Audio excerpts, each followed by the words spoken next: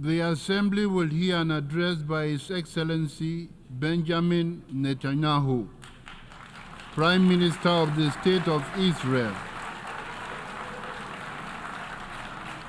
I request protocol to escort His Excellency and invite him to address the Assembly.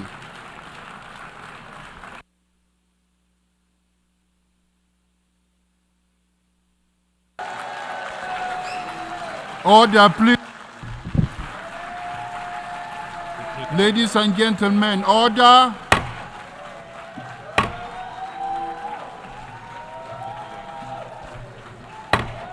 Order, please.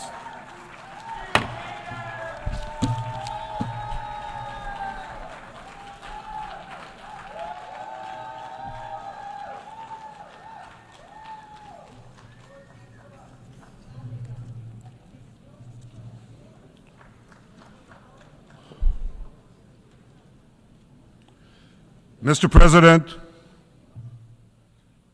ladies and gentlemen, I didn't intend to come here this year. My country is at war, fighting for its life. But after I heard the lies and slanders leveled at my country by many of the speakers at this podium, I decided to come here and set the record straight.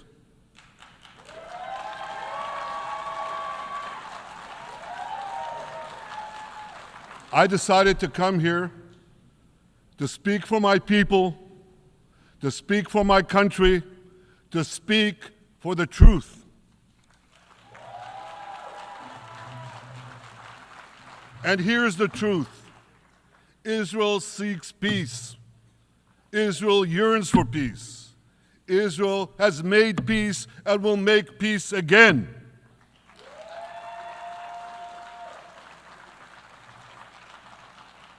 Yet we face savage enemies who seek our annihilation, and we must defend ourselves against these savage murderers. Our enemies seek not only to destroy us, they seek to destroy our common civilization and return all of us to a dark age of tyranny and terror. When I spoke here last year, I said we faced the same timeless choice that Moses put before the people of Israel thousands of years ago.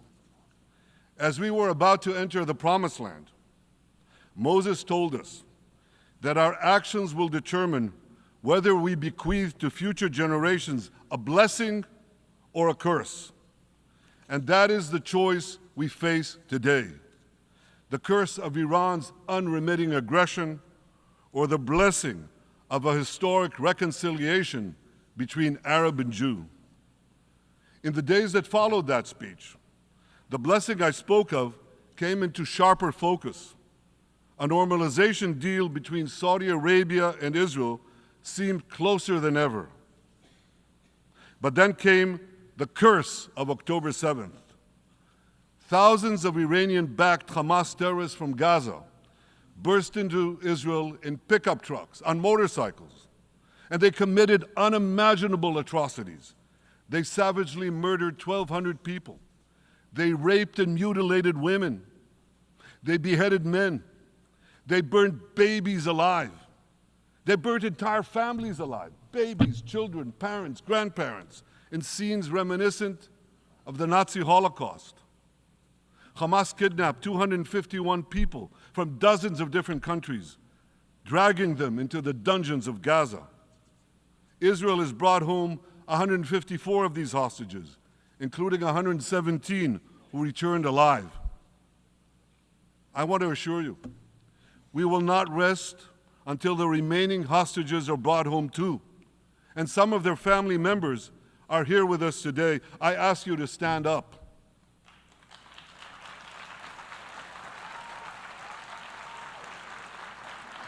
With us is Eli Stevie, whose son Idan was abducted from the Nova Music Festival. That was his crime. A music festival. And these murderous monsters took him. Kobe Smirno, whose son Jonathan was murdered, and his corpse was taken into the dungeons, into the terror tunnels of Gaza. A corpse held hostage. Salim al-Atrash, whose brother Muhammad, a brave Arab Israeli soldier, was murdered. His body too was taken to Gaza. And so was the body of Ifat Hyman's daughter in Bar, who was brutally murdered at that same music festival. With us is Sharon Sharabi, whose brother Yossi was murdered, and who prays for his older brother Eli, who is still held hostage in Gaza. And with us too is Izhar Lifsich from Kibbutz Nir Oz, a kibbutz that was wiped out by the terrorists. Thankfully, we achieved the release of his mother Yocheved, but his father Oded is still languishing in an underground terrorist hell of Hamas. I again promise you, we will return your loved ones home. We will not spare that effort until this holy mission is accomplished.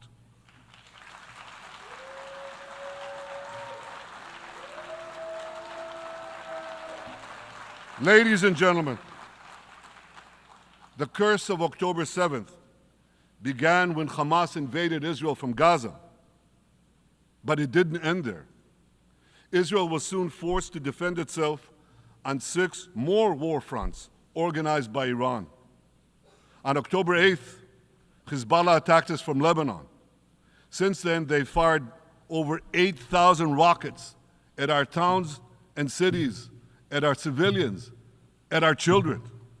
2 weeks later, the Iran-backed Houthis in Yemen launched drones and missiles at Israel, the first of 250 such attacks, including one yesterday aimed at Tel Aviv.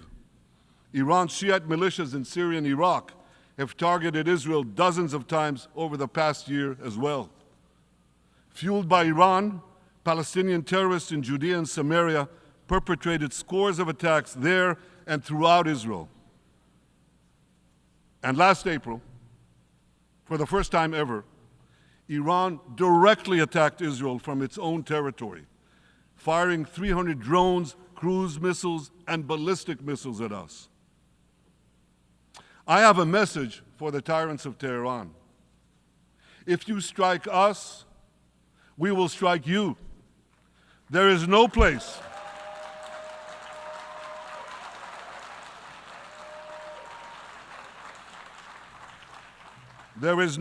in Iran that the long arm of Israel cannot reach, and that's true of the entire Middle East. Far from being lambs led to the slaughter, Israel's soldiers have fought back with incredible courage and with heroic sacrifice. And I have another message for this assembly and for the world outside this hall. We are winning.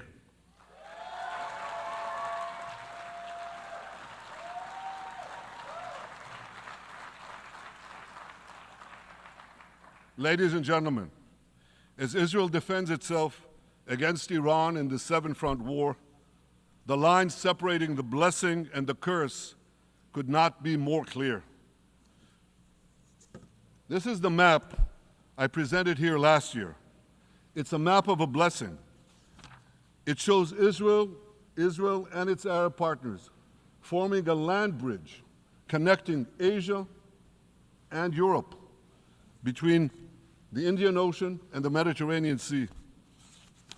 Across this bridge, we will lay rail lines, energy pipelines, fiber optic cables, and this will serve the betterment of 2 billion people.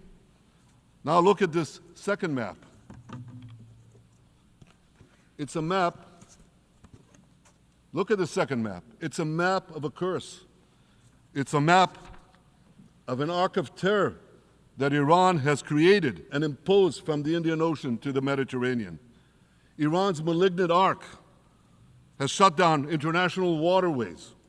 It cuts off trade.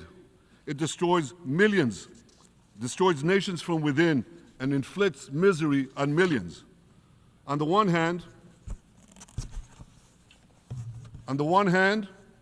a bright blessing a future of hope. On the other hand, a dark future of despair. And if you think this dark map is only a curse for Israel, if you think that, then you should think again. Because Iran's aggression, if it's not checked, will endanger every single country in the Middle East and many, many countries in the rest of the world. Because Iran seeks to impose its radicalism well beyond the Middle East. That's why it funds terror networks on 5 continents.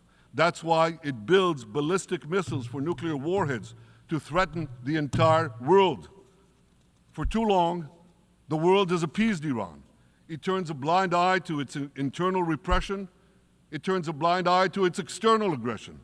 Well, that appeasement must end. And that appeasement must end now.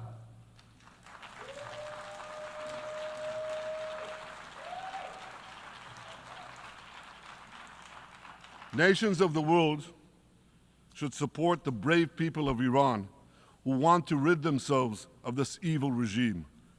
Responsible governments should not only support Israel in rolling back Iran's aggression, they should join Israel. They should join Israel in stopping Iran's nuclear weapons program. In this body, in the Security Council, we're going to have a deliberation in a few months. And I call on the Security Council to snap back UN Security Council sanctions against Iran, because we must all do everything in our power to ensure that Iran never gets nuclear weapons.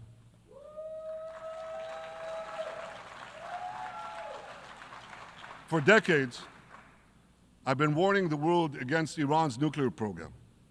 Our actions delayed this program by perhaps a decade, but we haven't stopped it. We've delayed it, but we haven't stopped it. Iran now seeks to weaponize its nuclear program for the sake of the peace and security of all your countries. For the sake of the peace and security of the entire world, we must not let that happen. And I assure you, Israel will do everything in its power to make sure it doesn't happen.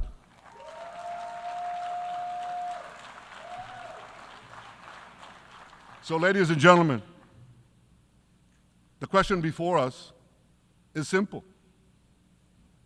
Which of these 2 maps that I showed you will shape our future?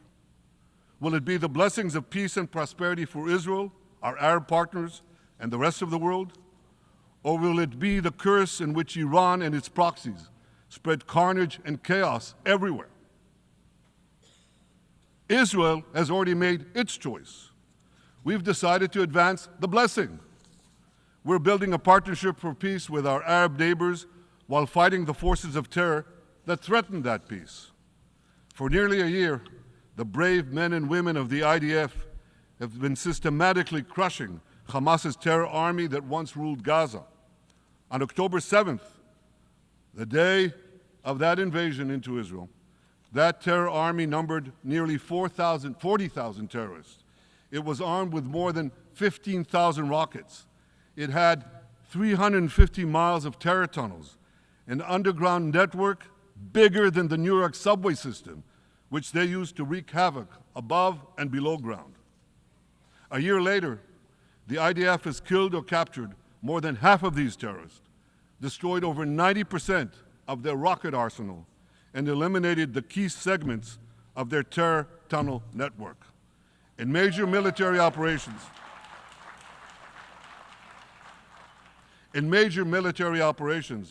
we destroyed nearly all of Hamas's terror battalions, 23 out of 24 battalions. Now, to complete our victory, we are focused on mopping up Hamas's remaining fighting capabilities.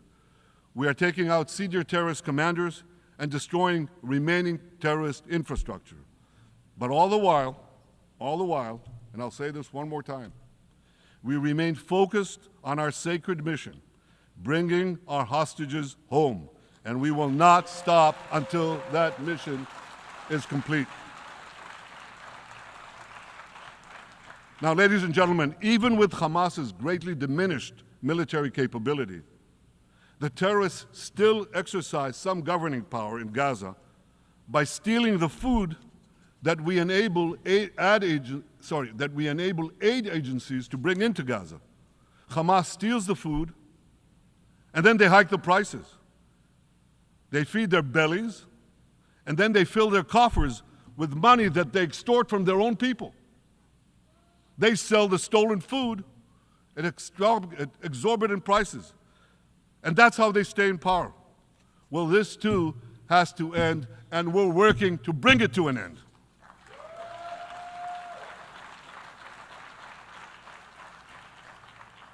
And the reason is simple. Because if Hamas stays in power, it will regroup, rearm, and attack Israel again and again and again, as it is vowed to do. So Hamas has got to go.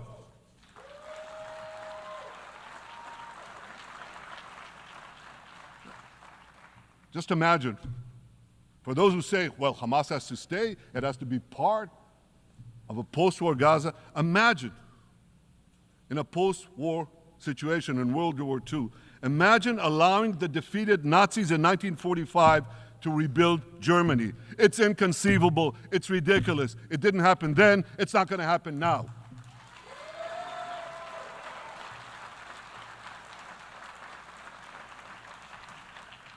This is why Israel will reject any role for Hamas in a post-war Gaza. We don't seek to resettle Gaza. What we seek is a demilitarized and de-radicalized Gaza. Only then can we ensure that this round of fighting will be the last round of fighting. We are ready to work with regional and other partners to support a local civilian administration in Gaza committed to peaceful coexistence.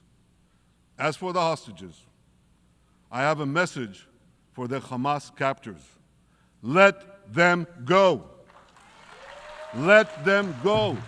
All of them. Those alive today must be returned alive, and the remains of those whom you brutally killed must be returned to their families. Those families here with us today, and others in Israel, deserve to have a resting place for their loved ones, a place where they can grieve and remember them. This war, ladies and gentlemen, this war can come to an end now. All that has to happen is for Hamas to surrender, lay down its arms, and release all the hostages. But if they don't, we will fight until we achieve victory, total victory. There is no substitute for it.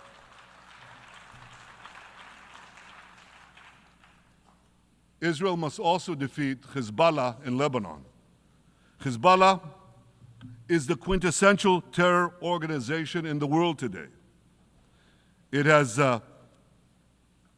tentacles that span in all continents. It has murdered more Americans and more Frenchmen than any group except bin Laden. It's murdered the citizens of many countries represented in this room. And it has attacked Israel viciously over the last 20 years, in the last year, completely unprovoked. A day after the Hamas massacre, on October 7th, Hezbollah began attacks against Israel, which forced more than 60,000 Israelis on our northern border to leave their homes, becoming refugees in their own land. Hezbollah turned vibrant towns in the north of Israel into ghost towns. So I want you to think about this in equivalent American terms. Just imagine if terrorists turned El Paso and San Diego into ghost towns. Then ask yourself, how long would the American government tolerate that? A day? A week? A month? I doubt they tolerate it even for a single day. Yet Israel has been tolerating this intolerable situation for nearly a year. Well, I've come here today to say, enough is enough.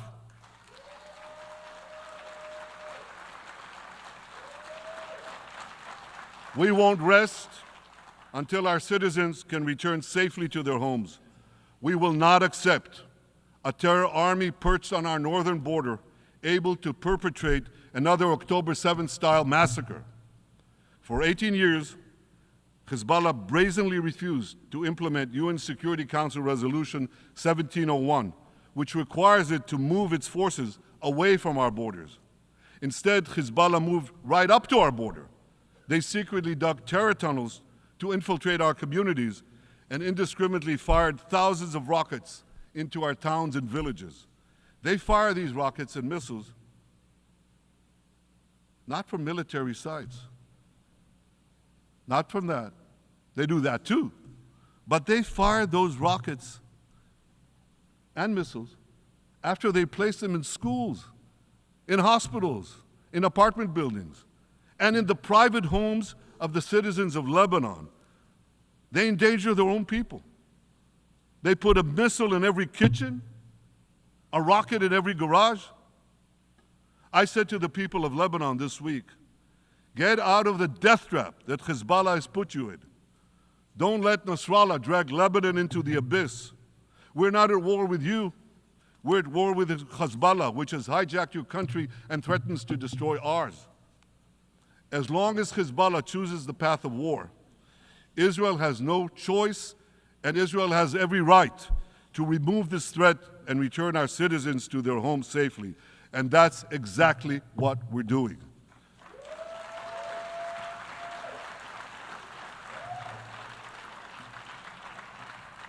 Just this week, the IDF destroyed large percentages of Hezbollah's rockets, which had built with Iran's funding for 3 decades. We took out senior military commanders who not only shed Israeli blood, but American and French blood as well. And then we took out their replacements, and then the replacements of their replacements. And we'll continue degrading Hezbollah until all our objectives are met.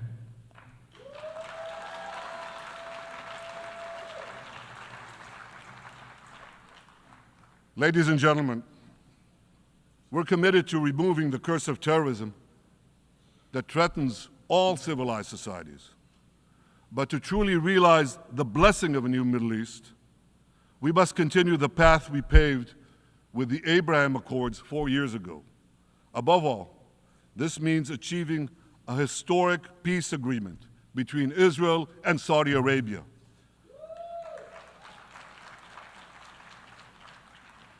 And having seen the blessings that we've already brought with the Abraham Accords, the millions of Israelis who've already flown back and forth across the Arabian Peninsula, over the skies of Saudi Arabia, to the Gulf countries, the trade, the tourism, the joint ventures, the peace,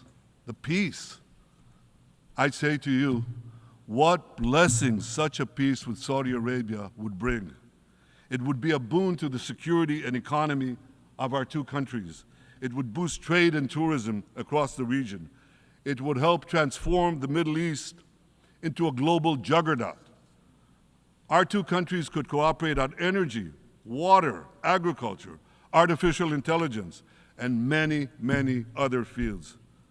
Such a peace, I'm sure, would be a true pivot of history. It would usher in a historic reconciliation between the Arab world and Israel, between Islam and Judaism, between Mecca and Jerusalem.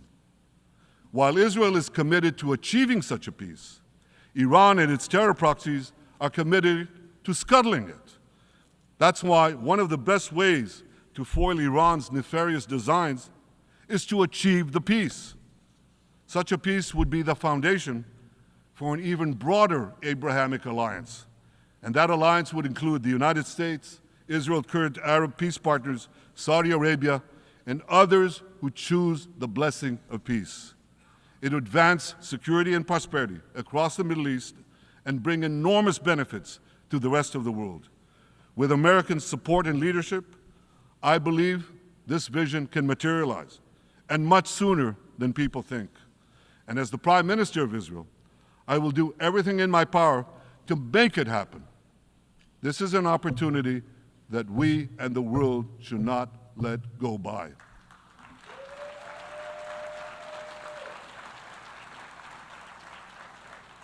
Ladies and gentlemen, Israel has made its choice.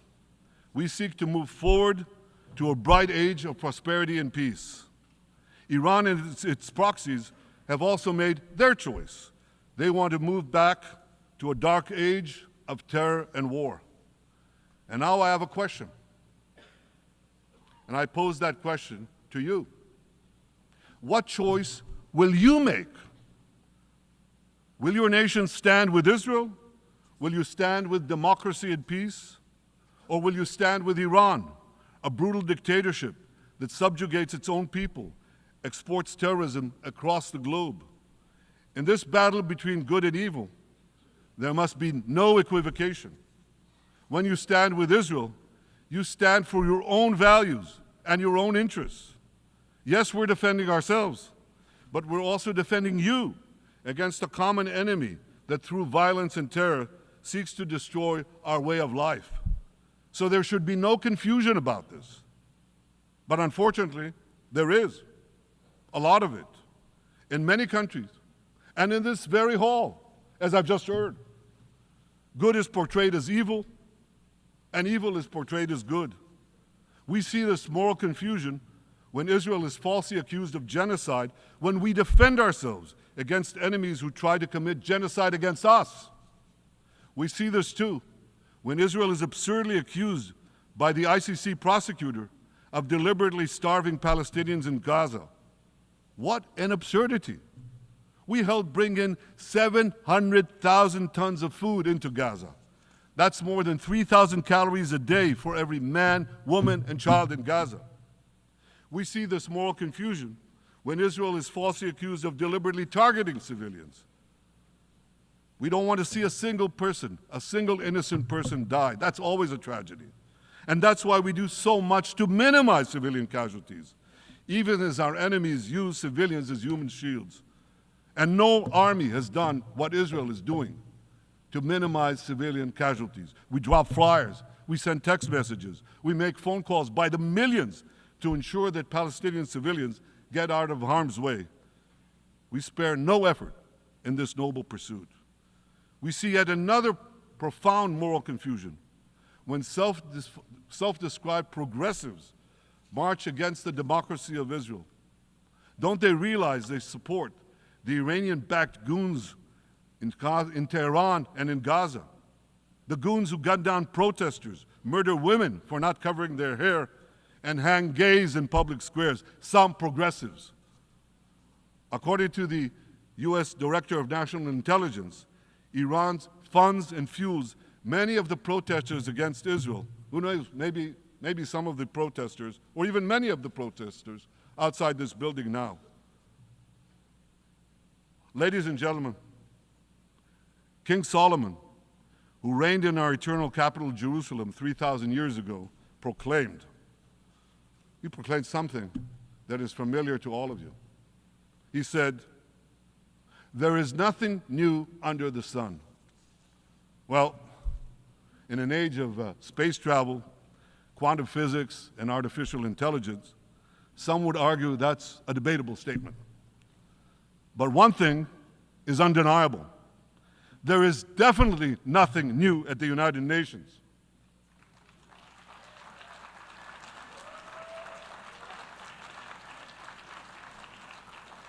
Take it from me.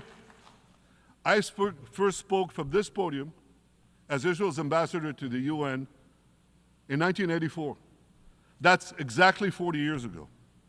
And in my maiden speech here, I think it's the same podium, by the way.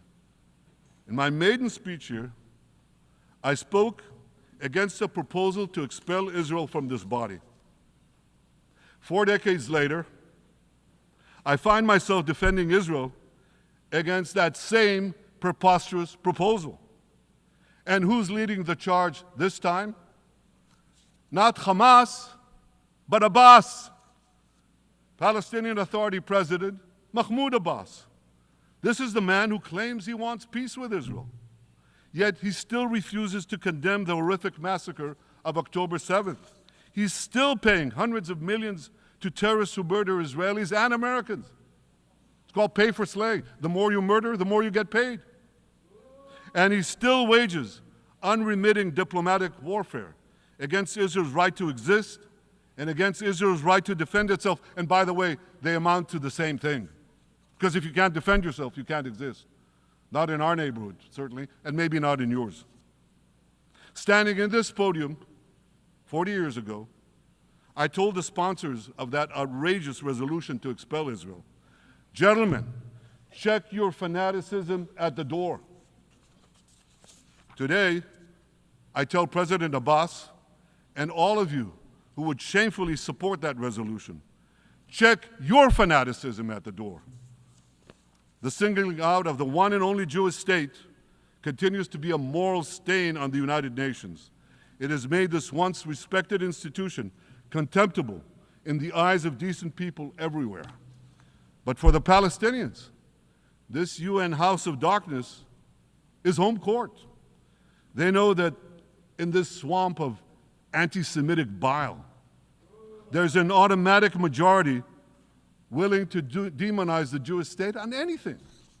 In this anti-Israel flat earth society, any false charge, any outlandish allegation can muster a majority.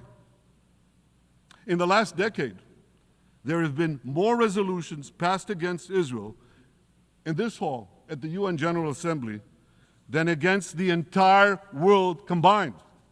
Actually, more than twice as many. Since 2014, this body condemned Israel 174 times. It condemned all the other countries in the world 73 times. That's more than 100 extra condemnations for the Jewish state. What hypocrisy, what a double standard, what a joke. So the UN's hostility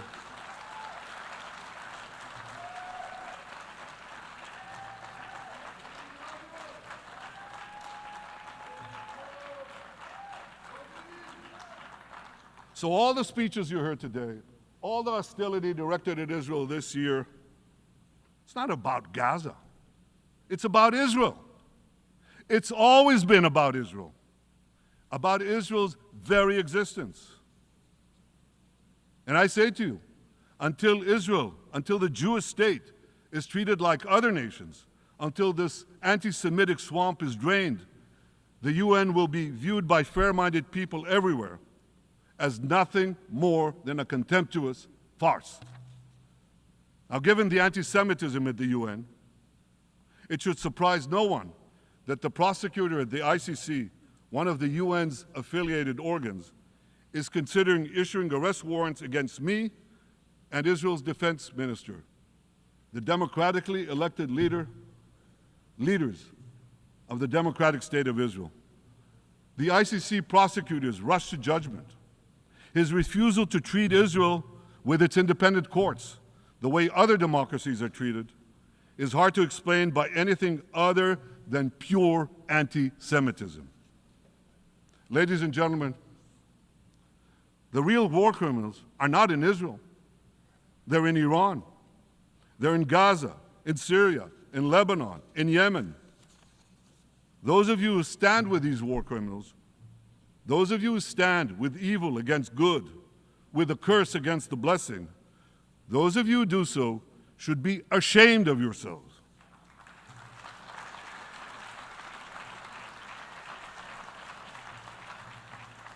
But I have a message for you. Israel will win this battle.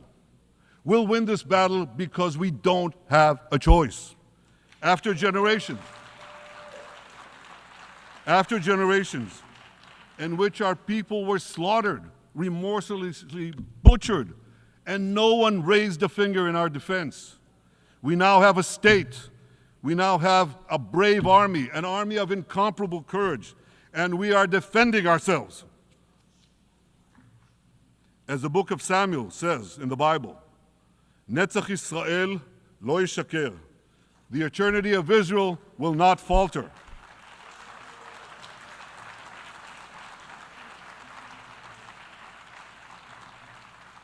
In the Jewish people's epic journey from antiquity, in our odyssey through the tempests and upheavals of modern times, that ancient promise has always been kept, and it will hold true for all time.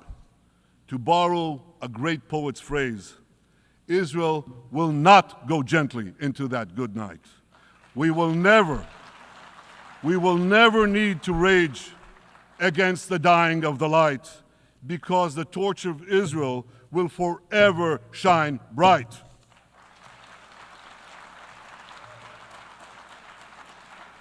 To the people of Israel and to the soldiers of Israel, I say, be strong and of good courage. חזקו ואמצו ואל תיראו מפניהם, כי אדוני אלוהיך הוא ההולך עמך, לא ירפך ולא יעזבך. Am Yisrael Chai, the people of Israel live, now, tomorrow, forever. Thank you.